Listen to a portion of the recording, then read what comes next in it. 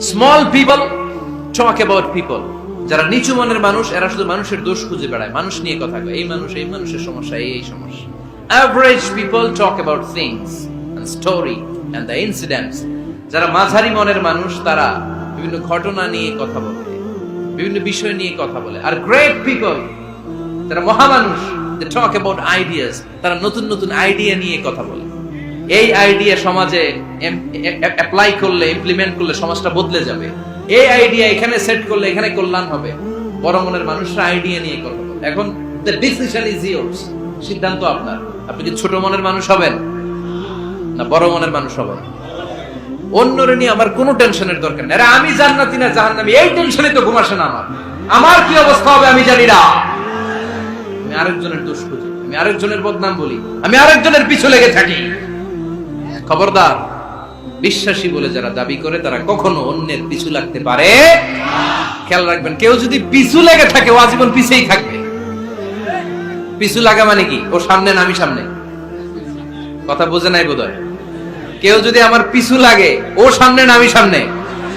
আমি সামনেই থাকবো, ও পিছনেই থাকবে। কথা বুঝতে পেরেছেন?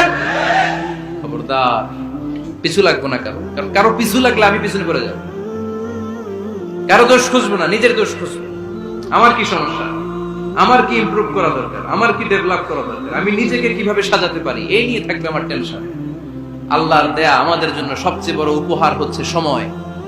আল্লাহ আপনারা এত কিছু দিয়েছে, এর মধ্যে সবচেয়ে দামি কোন জিনিসটা দিয়েছে জানেন? সময়। কি দিয়েছেন? আমাদের জীবনের এই সবচেয়ে দামি জিনিসটা, এই সময়টা আমরা অন্যের পিছনে লাগাই। অন্যের দোষ খুঁজতে খুঁজতে অন্যের এই সময়টা দিয়ে দিই, নিজের সময় নিজের কাজে লাগাতে পারি না, তাই না?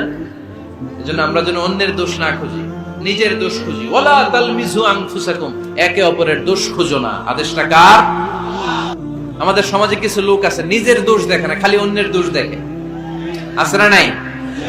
চায়ের দোকানে বসে বসে দেখবেন, বলবে এই বাড়িতে এই সমস্যা, ওই বাড়িতে ওই সমস্যা, ওই বাড়িতে মারামারি, ওই বাড়িতে কাটাকাটি। তোর বাড়িতে কি সমস্যা ওইটা বল। তোমার বাড়িতে কি সমস্যা ওইটা বলো মিয়া। আছে না এরকম? এই হুজুর ভালো না, এই সমস্যা, ওই হুজুরও ভালো না, এই হুজুরও খারাপ, এই হুজুরের এই সমস্যা। তুমি হুজুরের কি সমস্যা? তুমি হুজুরের কি সমস্যা আগে জাতির কাছে ওইটা বলো। আগে নিজে ভালো হও, নিজে ভালো তো জগৎ ভালো। খবরদার, অন্যের দোষ খুঁজবেন না। এটা খুব বাজে একটা স্বভাব, খালি অন্যের দোষ খুঁজবে। যে নিজে নিজের দোষ খুঁজতে পারে, যে নিজে নিজের সমালোচনা করতে পারে, সে সবচেয়ে বুদ্ধিমান। কারণ অন্যে কি করছে এই ব্যাপারে আপনারা ধরবে আল্লাহ।